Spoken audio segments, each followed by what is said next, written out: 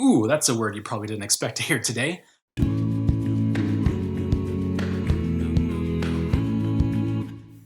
Hi everybody, welcome back to NoPro Worship. My name is David Wesley. This week's video is our second in a series that's looking at bringing together traditional hymns and contemporary worship songs. This is a real passion of mine, and it's something that I actually spend a fair amount of time doing. If you haven't seen last week's video, it was all about what I think is the fundamental difference between these two styles. If you haven't seen it, it's worth stopping the video and checking out the link right up here, somewhere around there, and watching that and coming back so we can continue our discussion. Coming up with new adaptations of traditional hymns is one of my most favorite things to do. There's a whole number of strategies or approaches that you can use to do it, and I could probably spend a year covering those and providing some examples. But this week I want to talk about the why. Why is it worth adapting a hymn? Why not use it in its traditional way, whether it's with an organ or a piano or completely unaccompanied? There's a number of hymns that I absolutely love, whether it's for their poetic language, deep theology, more simple and memorable melodies, or sometimes hymns are more meaningful because of the memories that are associated with them, whether it's a personal life event, a relationship, something that God was doing in your life at a particular point in time. Psychology will tell you that when you're in your late teens or early 20s, around that time when you're really beginning to establish your identity, the music that's important to you then, the styles that speak to you then, are the ones that are going to carry you forward through the rest of your life. To have a meaningful discussion on this topic, we have to be able to take a step back from our own personal preferences and from our attachments to traditions or a particular style of music. And that's to recognize one key truth: that unless you're speaking directly the words of the Psalms or other songs in Scripture, our sacrifice of praise, our musical worship to God, is a human creation. And what that means is that it came into existence at a point in time, at a particular place in history, in a particular culture, in a particular climate of politics, religion, and it also includes the personality, experiences, and theological bents of the songwriters. What that means is that no worship song is universal, either across time or across cultures. So that means no one particular style of music, no one particular song is sacred for all peoples at all times. And it means that it's not necessarily equally useful for the purposes of worship. So because the musical form of a hymn isn't universal, i.e. not sacred, we can take it apart and put it back together. We can use hymns as tools to reach particular people in particular places at particular times in particular cultures. And here's a few other reasons why we might choose to do so. The first reason for adapting hymns is for cross-cultural ministry. For much of its history, unfortunately, the church has been guilty of committing cultural and musical genocide. Ooh, that's a word you probably didn't expect to hear today. What I mean by that is, as the gospel went forth throughout the nations, it often went in the wake of colonialism, particularly European colonialism and all the ugly things that went along with that. So you had well-meaning Christians going out making disciples amongst the nations, and, rightfully so, trying to change cultural practices that were incompatible with the Bible. But often they went, actually most of the time, they went too far and obliterated entire cultures, entire languages, and traditions of music. The assumption was that to be Christians, you not only had to believe like me, but you had to act like me, you had to look like me, and you had to sound like me.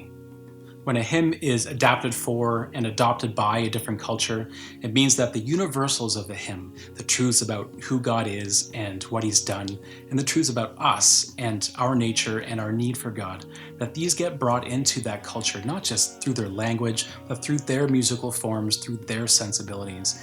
It makes it more intelligible to them, more meaningful to them, and even more attractive to them. And it's particularly useful to adapt hymns to a culture where there hasn't been much of a Christian presence before and there's no real body of songs for them to draw from. The second reason for adapting hymns is for intergenerational ministry. Now, you could argue quite easily that this is just a particular form of cross-cultural ministry. If you take a 70-year-old and a 15-year-old, you know that there's a world difference between them in terms of some of the language that they use, the music that they listen to, their historical experience, some of their values. There can be quite a divide. Now, there's an opportunity with the hymns for, again, those universal aspects of it, to reach a younger generation, but in a form that is meaningful to them, intelligible to them, and more attractive to them. I would say that the 15-year-old in a church has every right to have a musical experience attached to worship that is just as meaningful to them as the experience of the 70-year-old. Now, by no means am I suggesting that the older generation needs to surrender their preferences to the younger generation. Some people might say they've had their time and that the church of tomorrow takes precedence. Well, I don't believe that. I think it's very important for people of multiple generations to be able to worship side by side, and that requires a bit of compromise. Compromise could mean that everybody's equally unhappy. If you were to just go from a traditional hymn sung in a traditional way to contemporary songs done in very contemporary ways, all you're going to have is alternating groups of unhappy people. By adapting hymns, you're able to bring forward that sense of familiarity to the younger generation, and the younger generation is able to experience some solidarity with generations of Christians that have gone before and had important things to say through song. The third reason for adapting hymns is evangelism in your own local community. And when you think about it, this is yet another form of cross-cultural ministry. I want you to take a 76-year-old man in your congregation that was born and bred on the hymns, and he really loves them sung traditionally with an organ. He's the same age as Paul McCartney. There is a generation of senior citizens and middle-aged people who grew up on the Beatles, the Rolling Stones, Pink Floyd, the Doors. In many ways, people outside of the church could be as culturally different from someone inside the church as that generational divide between the 70-year-old and the 15-year-old. They're going to have a different language when it comes to music, and in coming to Christ, they may have, again, musical forms that are more meaningful to them.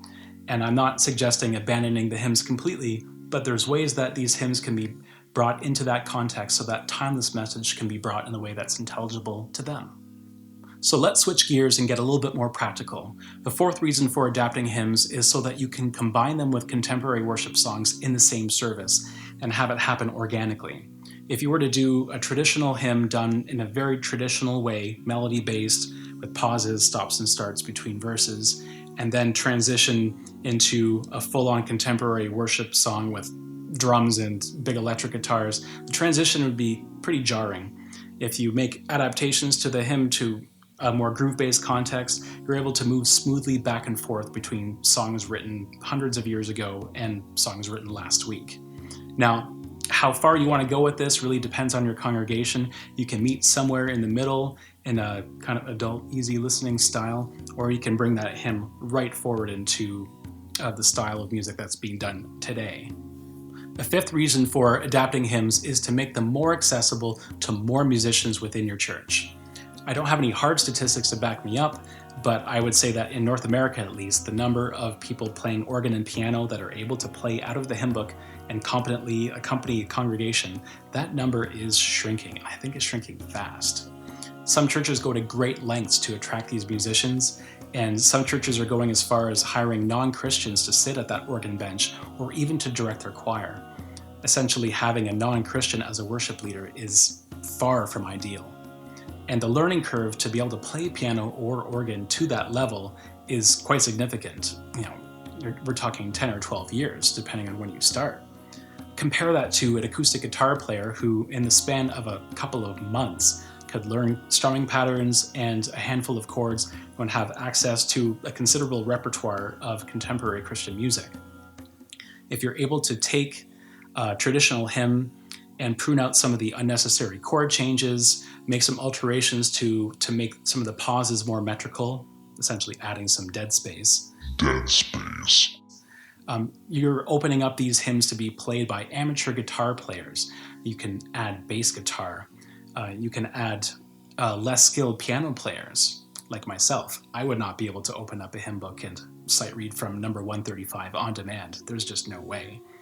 And with the adaptations and rhythm, you're also able to add percussion drum set to drive up the energy to what might be appropriate to the subject matter and the melody of the hymn.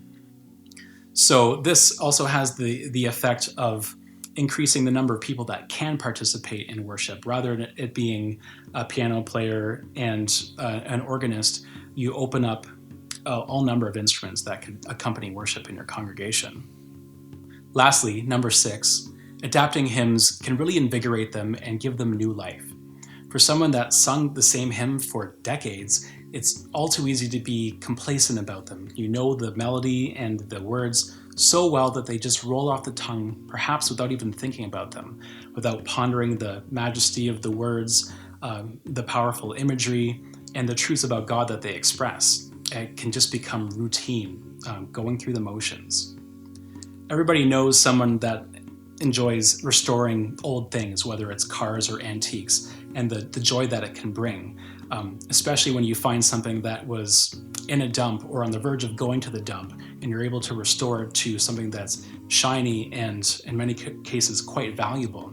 Well, it's the same thing with hymns. You can renew someone's appreciation of something that they've loved for years, and also when you have something that's been repackaged in a new way, it's also attractive to someone who hasn't been familiar with it as well. So thanks so much for tuning into this week's video. In future videos in this series, I hope to explore some of the strategies and approaches to adapting hymns and some of the challenges and pitfalls that can come with them.